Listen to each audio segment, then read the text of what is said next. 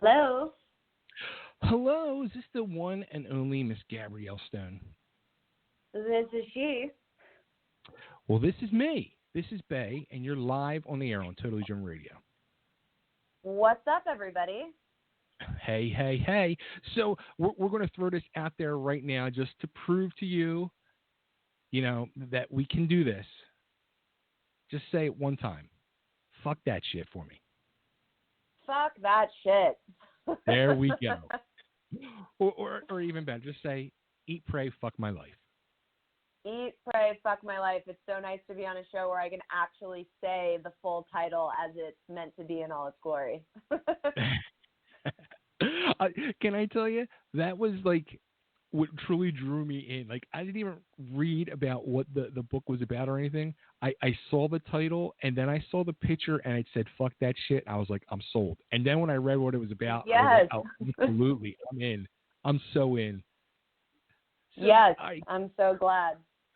This is crazy. I thought my life was crazy. Gabrielle, what Oh the yeah, hell have you I'm been sure it's got nothing on mine. through? If you only knew. If you only knew. I know So, we all have the crazy stories. yeah, we do. We do. So now, I mean, this whole situation that turns into a book, like, so you get married. Your husband at the time is cheating on you. You find out 6 months into the marriage with a 19-year-old. Like, oh, holy No, shit! Like, we were married for almost 2 years, and I found oh, out he okay. was having a 6 month affair with a 19-year-old. Oh, But we had been wow. together for 5, so it was a long relationship. You know, we were engaged and then got married, so almost married for 2 years when I found out. So now these are like probably the only questions I will ask about the ex-husband, and it's funny because when you started messaging me earlier, I was kind of like, my big thing is like, I hate talking to my guests beforehand, so I was kind of like just trying to like push the screen away because I don't want to say nothing or ask, you know what I mean? Like I want to have it all flow on air as is. So Yeah, no, I get it. so the only like real questions I want to ask about the ex is, um, have you heard anything about his thoughts on your book, and is he still with this 19-year-old? I have not heard anything from him yet, and I hope it stays that way. And let me be clear, I have nothing against him nor his girlfriend. Yes, they're still together, although she's older now. I have nothing against them. I am so much happier in the place that I am in now, and I am very disconnected from that entire situation, as I was right after it happened, quite frankly. But I'm thankful for my marriage and all the stuff I learned from it, and happy to be out of it and on the other side. But at this point, he's really just a character in my story. And the only reason it's even included in the book is to give you how ridiculous the rest of it that ensued afterwards was, with such a hectic start. So now the book, I mean, is it just about that part of your life? I mean, is it kind of like an autobiography too, or just about the focus of you going I through mean, what you went through? there's a little about my background in the beginning, to kind of set the stage for some of my beliefs that I have in my life and how those came to be. But the story, really, the book that everyone's reading, goes from me finding out about my husband having an affair, filing for divorce, leaving. Shortly after that, I met a man, and we fell madly in love with each other. It was a whirlwind romance, and he convinced me to go on a month-long trip to Italy with him. 48 hours before we were getting on a plane, he told me he needed to go by himself, and I was absolutely devastated, broke my heart like my husband could have never done. And I was like, well, I can either stay at home and be heartbroken, or I can go travel Europe for a month by myself. So I went with a backpack and no plans, and I did 7 countries over the span of a month by myself. and wrote a book about it. So that it literally, the stuff you read in the book, other than, you know, little tidbits from my life that obviously sneak their way in there, what you're reading in the book literally happened in my life over the span of 3 months in 2017. Holy cow. Like, so now this guy that you fall in love with and you're supposed to go to Italy with, like, what was the reasoning he says to you 48 hours before you're supposed to go that he's going alone? So in the book, his character name is Javier, so we can refer to him as that, so we don't have to keep being like, which ex are you talking about? Because there's so many. So a little bit of background on Javier. He lost a family member about a year and a half before he and I started our relationship. And I think he had pushed a lot of that grief down and stuffed it really far down. And when he fell in love with me, it kind of opened up a well, if you will. And it hit really, really hard, and it was really sad. And unfortunately, I and my heart was what got caught in the crossfire of that timing. Wow. That's... I know, it's heavy. It's not like, oh, F him. Oh, I can say fuck. It's not like, oh, fuck him. It was really a tough situation, and you didn't really know whether to, like, smack him across the face or hug him. Wow. So were you in Europe then the same time he was there as well? Yeah, so we flew to London together, and I started my trip in London. He went on to Rome like we were supposed to, and we were both traveling around at the same time, and we were in communication, and it was this whole roller coaster of, are we going to see each other? Are we not going to see each other? And me really trying to work my way through my broken heart and pick all the pieces up, because it wasn't like we were just like, oh, we're broken up, let's go to Europe. You know, it was still we were very much involved with each other's lives throughout the whole process, and that's all in the book. Holy cow. So I mean, that's even deeper than almost the marriage. Like, oh, 100%. I didn't realize until my relationship with Javier that I was never really in love with my ex-husband. I loved him as a person, and we were very close, but I realized after the fact that I married him because he was safe. And it was a huge, awakening that I had to realize that. And one of the reasons why I feel really lucky that everything kind of happened the way that it did, because if my ex-husband wouldn't have done something so drastic to make me be like, I'm fucking out, I don't know how long I would have stayed in that relationship trying to make it work. Right. Wow. I mean, as like you said, like as torturous and sad and heartbreaking as these situations have, like it's things that you look at and you're like almost kind of thankful for because you learn so much out of them. Absolutely.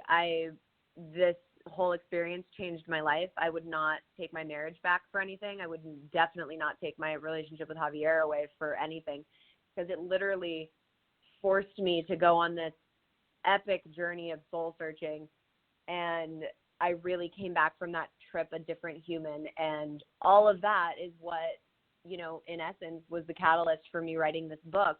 And it's only been out for 2 weeks, and the amount of messages I've gotten from men and women about, oh, I had a Javier in my life, or, oh my God, I literally feel like you're writing about me. I feel like I just went to Europe with you. Like, thank you for writing this book. It changed my life. Like, has been so humbling and incredible, because, obviously there's a little bit of fear putting yourself out there on such a large scale. And believe me when I tell you, this book, there's nothing sugar-coated, nothing, everything is as how it happened, and I didn't leave a thing out.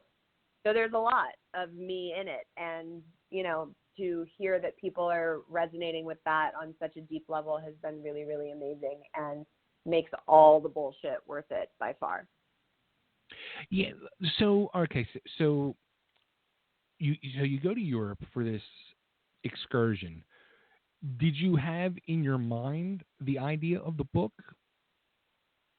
Yes. So I had actually gone to a medium, which I write about, and she kept saying, I really need you writing. I really need you writing. And I'm like, I don't fucking have anything to write about. I'm an actress. Like, what? I'm going to write a screenplay? Like, and there's nothing, like, there's no inspiration. And the second I found out I was going to be going on this trip alone, Javier and I met up to, like, talk about it the day after he told me. And after that talk, he dropped me off and he goes, how are you feeling? And I was like I'm about to go on a journey of eat, pray, fuck my life. And that's the title. So I went the next day before we left and I bought a leather-bound journal from Barnes & Noble. And I started writing the book the first day I was in London. And I wrote my entire trip. And it's not like I was journaling. Like, I wrote chapter 1, you know, and if you look at the journal next to the book, it's very much the same. So I wrote about 3/4 of it on my trip. And then when I came home, I finished what I hadn't, you know, been able to complete on the trip and transferred everything into my computer. So you literally sat and hand wrote all this stuff in a journal. Yeah, like as it was happening. So after, you know, my experience in Paris, I took a 6-hour train ride to Barcelona and I was writing that whole time. A lot of the cafes that I would go to, I would just pick one and go and sit and write. So it was all handwriting as it was happening, which I think is why a lot of people are like, oh my God, it feels so real. It feels like I'm there, because I was literally writing about it as it was happening. That's so wild. You know what? I've recently learned too, handwriting stuff is so much harder than it used to be, because who's used to actually handwriting stuff anymore? I know. It's like a whole, I don't even know if they teach it in school anymore. And I write in fucking cursive. Like, I'm old school. So yeah, it's a whole different, but you know what? It's a different experience too. Like, I would never have wanted to be carrying around a laptop in my backpack, you know, solo traveling. The fact that I had this journal and I could whip it out whenever I wanted to, and there was no, you know, electronics involved. There was something a lot more authentic about it that really helped me, you know, on a soul level, because this whole thing was like therapy for me, writing this book. So it definitely was the right way to go. Well, you know what? That was a question I was even going to ask you too. Like, at any point, did you go to therapy during any of these situations, or have you gone to therapy? I started going to therapy when I came home in 2018. Literally, like I said before, this all happened so back to back, you know, with the divorce and then my next relationship and the Europe thing. There was no time in between. It was very much like 3 months packed together. But I definitely still had a lot of more healing to do when I came home.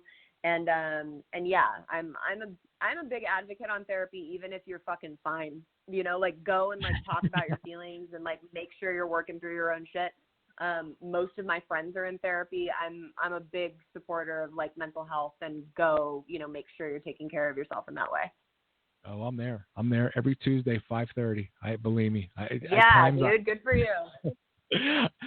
I beg my therapist. I'm like, can we start like drinking in here? Like, it would be so much fun. It would be even more fun. Like, I love it. Yeah. All right.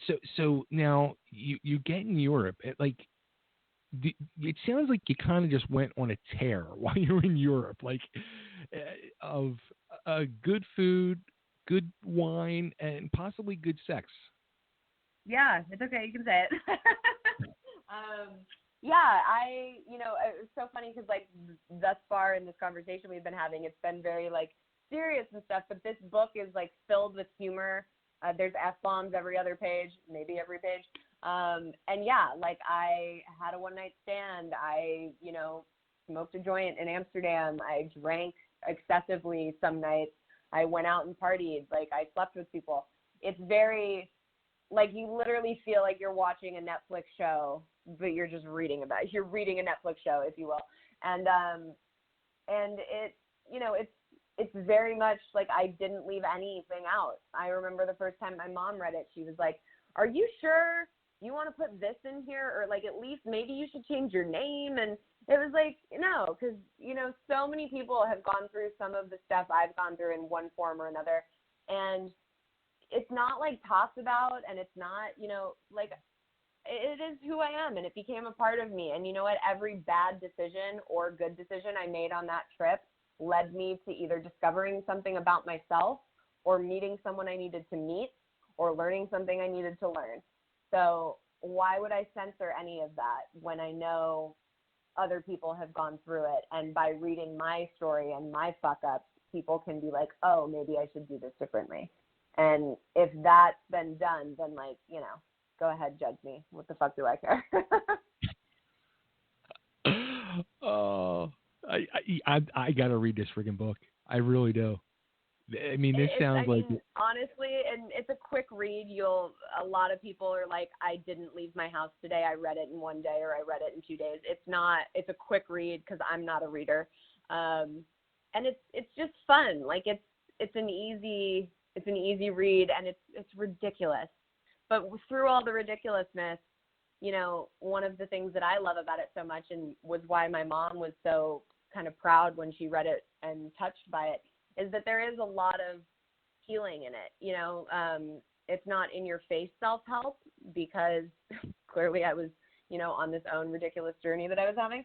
But I do talk about different techniques that I use to, like, be able to uncover some really deep-rooted beliefs that I had within myself, and how I addressed those, how I found out how to love myself, and how people can do that. Like, there really is a lot that people are going to learn through this wild ride that they go on.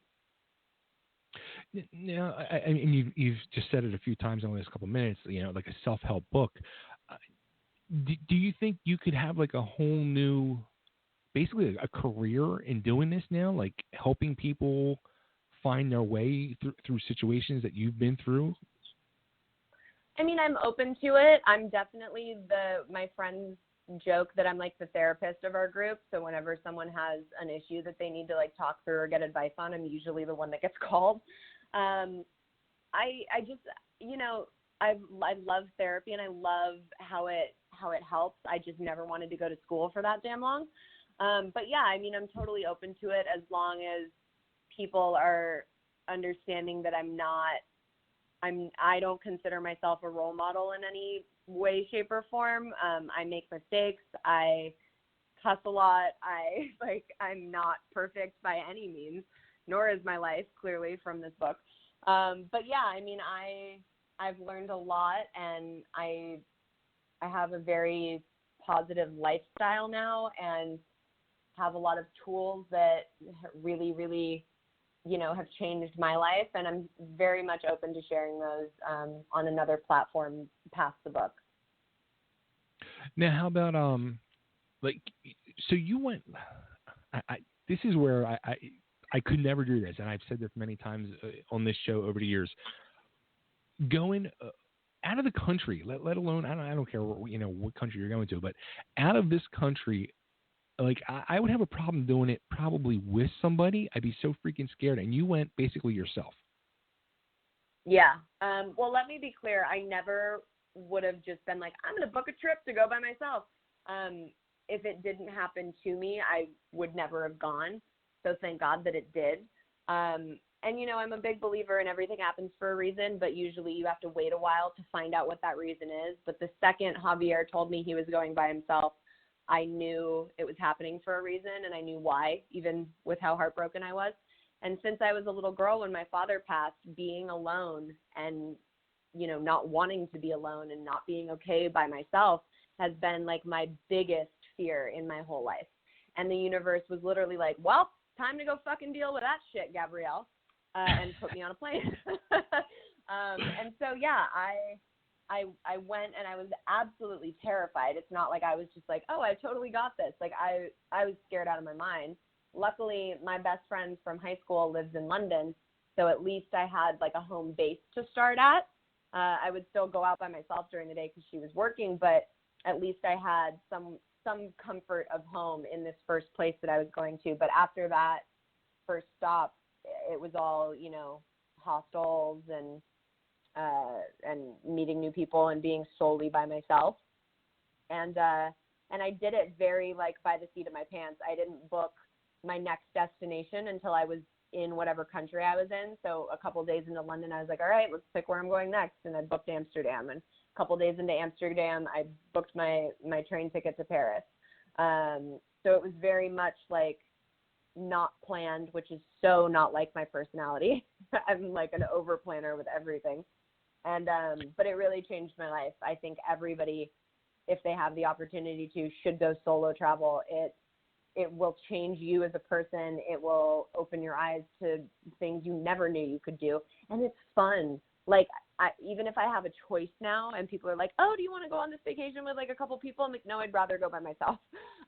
Because you're able to meet and connect with so many people, including meeting and connecting with your true self. But normally when you're with a friend traveling, you have this like protection and comfort. And like, you don't really have to go talk to those other people because you have someone to talk to. But when you're by yourself, it's like, no, you have to go engage. You have to go meet these people. And when you meet everybody, when you're by yourself, nobody has that layer of bullshit over them that we normally have in our day-to-day lives. And they just show up as their authentic self because nobody gives a shit and like who has time for it. And it's so refreshing. When I came back to Los Angeles, I was like, I fucking hate it here. Why am I here? Like it was such a culture shock coming home after being with like all these amazing people that were so just real and honest. And I think we all need to try and bring more of that in our day-to-day lives. So, okay. So I got to ask, like, did you see the movie Taken before you went over to Europe? I did, and I also saw the movie Hostel. So when everyone was like, "Oh, just stay in hostels," I was like, "Why? So I can get fucking murdered? Like what?" But it's such a misconception. Like, Hostel World is like an Airbnb app, and it literally, you can look at all the ratings and the prices and what people say on it. It's like Yelp, and hostels are amazing. It's like summer camp. You go and you like bunk with different people, or you can get a single room, but it's always more fun to bunk with people. And you meet all these awesome people. Everyone does like family dinners, and then they'll go out, and like there's groups that go to each different place, and it's so much fun, and it's so not scary. But yeah, on my way there, I was like, I'm gonna get taken. 100% gonna get taken. See, that's what I like. I always say, like, I'm going to get taken. Like, nobody wants to fucking take me. Like, yeah. I'd be the last person they'd want to take if I'm in Europe. Like they'd be trying to give me away. I'm definitely like, I'm a tough chick, but there were moments on this trip, and I wrote about them, that I probably put myself in questionable situations, and I was very lucky that, like, you know, my people up in heaven were protecting me, like watching over me, because yeah, I mean, it's definitely, you need to be like safe and aware of your surroundings, especially when you're by yourself. Okay, so as you're going through Europe and you're having this, I mean, it sounds like an amazing time. Do any of these people you come in contact with, you become friends with, you have sexual encounters with, do they realize like you're also writing a book?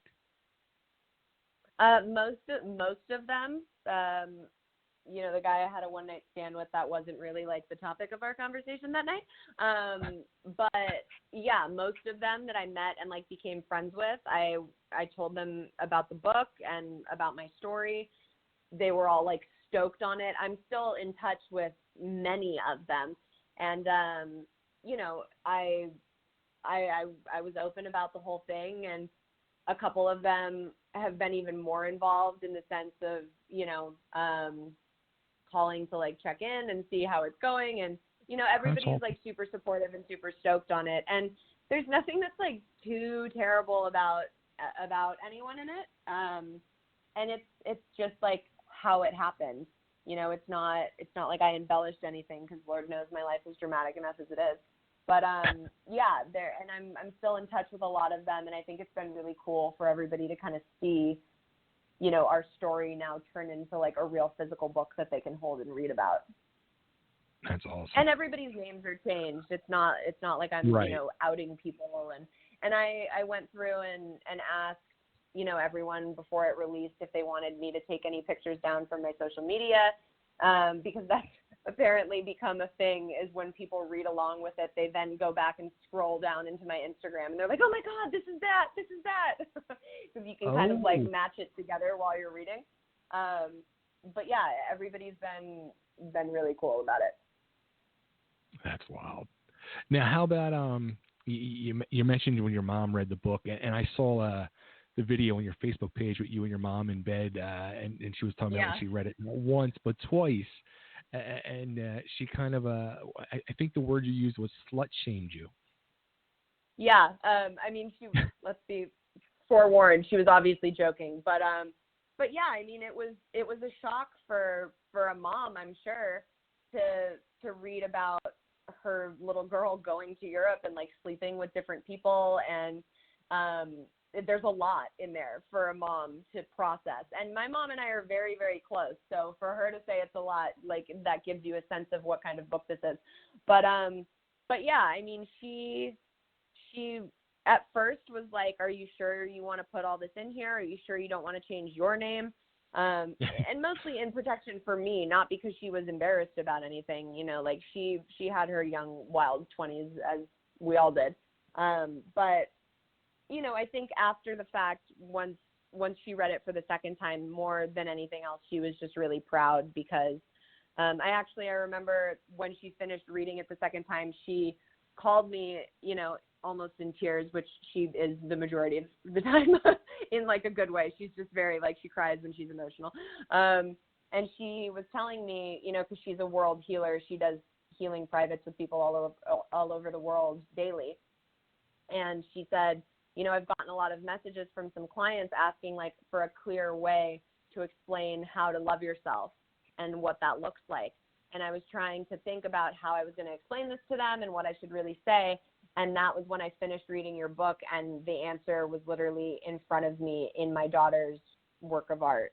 And it was so beautiful that had come full circle. And I'm so proud that you were able to communicate so much really, like, life-altering healing messages within how fun of a read it is. So, she's stoked on it, But yeah, it was definitely shocking the first time, I'm sure. Did you forewarn her before she read it, or did you just kind of and spill the beans on her? I didn't sit her down and be like, this is, who I slept with, and, I let her read it as blindly as she could. But I think the first time why she was so in reaction about it was because she was reading about the divorce, which she, lived through with me, and I think was, quite frankly, more affected by when it was happening than I was, because I knew I had just dodged a fucking bullet. And, it was more of a betrayal and rage feeling towards my ex-husband as opposed to heartbreak. And I think my mom took it even harder than I did, because she was so mad for her little girl. And then she saw me get whisked away by this, hot Latin man, and then get my heart actually broken.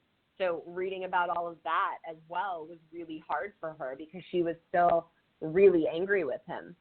And so I think it was more of that was what was hard for her, as opposed to, like, me having sex with someone, or, smoking a joint, or any of, the party aspect things that happened. Wow. So could you see this being turned into, like, a movie, like a series, or anything like that, like something? Yeah, it's being pitched around to TV right now. I see it as like a bingeable 10-episode limited series. I think it's way too much to fit into one film. And right. Everybody keeps asking if I want to star in it. I do not. I already, I lived it. I wrote about it. I do want to direct it. I would love to, have the creative eye on it and make sure it gets brought to the screen the way that, to do it justice.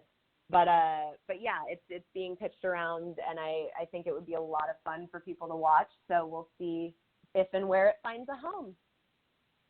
So in a perfect world, who would play you? it depends. If we went with someone that's not quite as a name, I would say Summer Spyro. She was my co-star in a movie called Swell that's actually on demand right now. And she's just freaking phenomenal. I don't understand why she's not famous yet. And I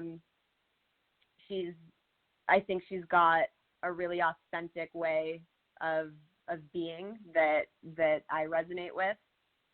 If we went with someone that's more recognizable, I don't know. I mean, I'm open. I've heard suggestions. People have said Elizabeth Olsen, Dakota Johnson. So I don't know. We'll see. Yeah. Who's going to play Javier? Who would that be? Oh God. Maybe Wilmer Valderrama. Oh, it's okay. gotta be someone. It's gotta be someone with like that Latin spice. That's like very, very good looking, very charming, but also needs a lot of emotional depth as an actor for sure. Who plays the ex-husband? You know, I got asked that on a podcast the other day, and I had no fucking idea what to say. Because that's such a hard role, because he has to be, you know, like charming and likable and good looking, because like, hello, I married him. But he also has to be this like closeted sociopath douchebag, for lack of better words. And for some people, when I asked it, because I put it out on my Instagram and was like, anybody got any ideas? Because I literally had no idea what to say to the question. And some people said Zac Efron, which I thought was fun. And I love Zac Efron, so that would be great. Someone said Ashton Kutcher, and I went, no, I like Ashton Kutcher way too much. So I don't know. That would be a toss-up. Interesting. Very, very interesting. Well, that's my life. There you go. So now the reviews. I saw like tons of reviews on your website. I mean, what's it like when you're reading reviews like, you know, you rise from the ashes like a fucking queen? I mean, that's like just tremendous right there. Yeah. It's been really, really amazing seeing, and on Amazon too, because a lot of those, you know, the ones on my website are people that I sent it to for pre-reads. So I was super humbled and touched by all of those that came back. But it's been really interesting the past 2 weeks to read ones on Amazon of people that I've never met that, you know, have no idea who I am. And it's just, I felt like in my soul when I was writing this, that this was going to be something that was big for not only me and my life, but everybody that came across it and read it and resonated with it. And it's been really incredible to see that in the reviews that are coming in. And I've been surprised how many men have read it. Like, I've had men message me and be like, oh my God, I can't put this down. I had a Javier in my life. Like, this is like, I'm so into everything you're talking about. And because obviously when I wrote it, I was writing for the demographic of, you know, any female that's ever had her heart broken ever, which is like fucking everyone on the planet. And it's been really interesting to see how many men have picked it up and all the feedback I'm getting from them, which has been really cool too. That's cool. Now, at the end of the day, do you think you've like truly found happiness? I mean, I think everyone's definition of happiness is different, and I don't think you can ever be at one stage in your life and be like, and now I have found happiness and it's forever here. You know, it's life. It ebbs and it flows, and there's things that knock you down, and there's times you get back up. But I can confidently say that I am such a better human, such a better woman, and so much happier after having gone through all of this and being here now. Right now in this moment, I am insanely happy and loving life and loving having this piece of me out into the world and hearing all these amazing things coming back from it. In a month from now, I don't know. But I know that I now learned how to love myself, which is the basis of everything. And I learned how to take better care of myself and recognize when things come up, why are they coming up, and how I can get to what's underneath all that. And so even when the happiness isn't necessarily present, I know how to get back to it. And that's what's most important. But yes, right now I am fucking super happy. And have you found love again? Oh, isn't that everyone's favorite question? There are very important people in my life, and I have made sure that I am taking care of myself first and making sure that I am walking cleanly and clearly forward with who I choose.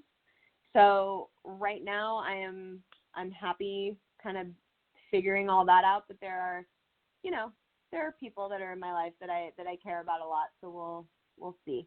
And a lot of that will be answered if book 2 is ever written. I was going to say, so there could be a book 2. It's definitely a possibility, especially because so many of the people that have read it have messaged me asking about it. So I love that I feel people want a book 2. I definitely have the material for it and know, the outline of it, and it would be just as 2018 was crazy, but in a different way. And there are still a lot of unanswered, questions with relationships that didn't seem quite finished and different paths that I ended up taking.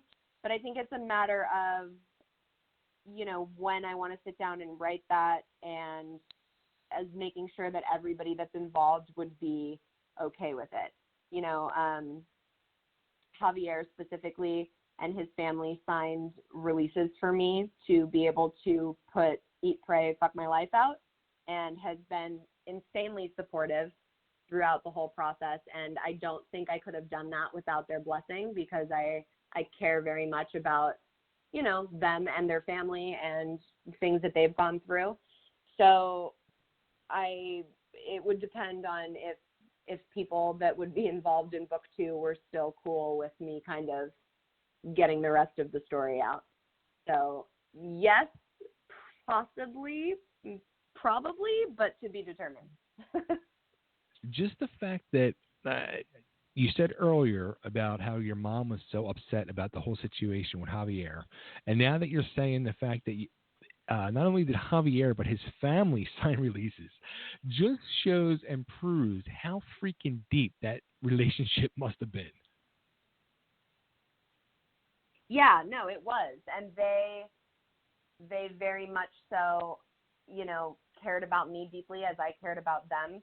And, his mother specifically, I was very close with, and his sister as well. And they did a really amazing job making sure that I was okay throughout that whole process and that whole month-long trip to Europe, like I was their daughter. Wow. Yeah. All right, book 2. Get on it, kid. We need it. I know. We'll see. So are you going to be doing like any book signings or anything? So I have a release party on Wednesday. So I know that we're going to, kind of celebrate and do everything there. And I'll be signing, copies that people bring. I don't know. There's nothing scheduled yet. I think we're kind of waiting to see how it takes off and how it's received. And if we want to schedule stuff, then I'm super open to doing that, but nothing as of yet has been set on the books. Cool. Well, I do expect to see some book signings in your future. I totally do. I would love that. I really love hearing from people about it, so I would love to be able to do that in person, because thus far it's just been social media based. And if anyone, picks up the book and reads it, I would love to hear from you. So I'm on all social platforms at Gabrielle Stone. The book is at Eat, Pray, FML, and you can hashtag Eat, Pray, FML, but send me and post your reviews and I'll share them on my page. I love hearing what people think. And the best place to get the book, it's exclusive to Amazon. Am I correct on that? Yes, it's exclusively on Amazon in paperback and ebook. I'm partial to the paperback because you can like hold it and it's just freaking cool that it's a book and you can like see the whole cover and stuff, but maybe that's just me. But yes, it's exclusively on Amazon, paperback and ebook. Awesome. Gabrielle, this has been amazing talking to you. I can't wait to read the book. I'm actually going to read the book because I'm yes, a total I love audio that. book Thank person. you. Yeah, I'm like a total audio I book can't wait to person. hear what you think. Yeah, I can't wait to read this now. I'll definitely. And this will be like you'll have a different perspective on it because we've done this whole interview first, so it'll be fun now for you to read and be like, oh shit, that's what she was talking about. So should I drink wine while I read this, or just let it? I mean, that's always the best way to, yeah. I would. There's been a couple people on social media that have tagged me and stuff. That's just like the book and a glass of wine with a bottle next to it. And I'm like, this is exactly how I intended it to be. That's awesome. That's so awesome. Well, congrats to you. I'm sorry you went through it, but I'm happy you went through it in the same way because it's going to lead to good things for you. Thank you. Yeah, it definitely changed my life, and I'm better for it. So, yeah, I hope everybody can love it and go on the crazy ride that I went on and laugh and cry and heal and have fun. And, that's why I wrote it. So it was all worth it because of that. Now, too, like, actually, I'm talking to your mom's going to be on the show in a couple of weeks, and I'm going to grill her about it because I want to hear her reaction. Oh, she'll love to talk about it, but be careful because you won't be able to shut her up. Oh, that's awesome. Gabrielle, well, this has been amazing talking to you. Thank you so much. And come on, drop one more F-bomb for us. Let it out there. I mean, guys, go check it out. It's Eat, Pray, Fuck My Life. Couldn't said it better myself. Thanks so much for having me on. I will be here anytime I can come on and curse and like talk freely. I'm there. You know what? And I'm going to say this now. And actually, my co-host, he's very quiet during our interviews. But Nick, I think we have another running for Interview of the Year. What do you think? I think so. Right? Oh my God! Hi, Nick. Didn't even know there was another person on here. Yeah, I stay behind the scenes during the interviews. I like to let the two of you kind of just, have a conversation. I hear it. Well, it was a great one, and I'm touched. Thank you, guys. I appreciate it. You're welcome. Thanks, Gabrielle. We'll talk again soon. Thanks. Bye, guys. Bye. All right, there she goes, the one and only Gabrielle Stone. Check out her book exclusively through Amazon. Eat, Pray, Fuck My Life, or in short, FML. Get it. You're going to have to take the audio from that last one that she did. That was a really good one. It was. That Work was it awesome. into the commercials or something.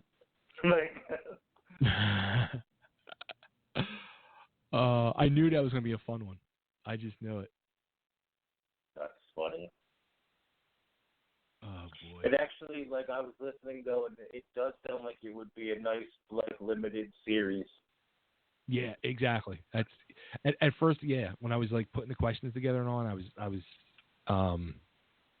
going to say about a movie and all. Then I was thinking, no way. I'm sure a limited, 10-part series or whatever would be much better, on Netflix or something. Yeah. It's Cool. yeah, that's cool. I'd All right, have to find my Kindle, but I would read it.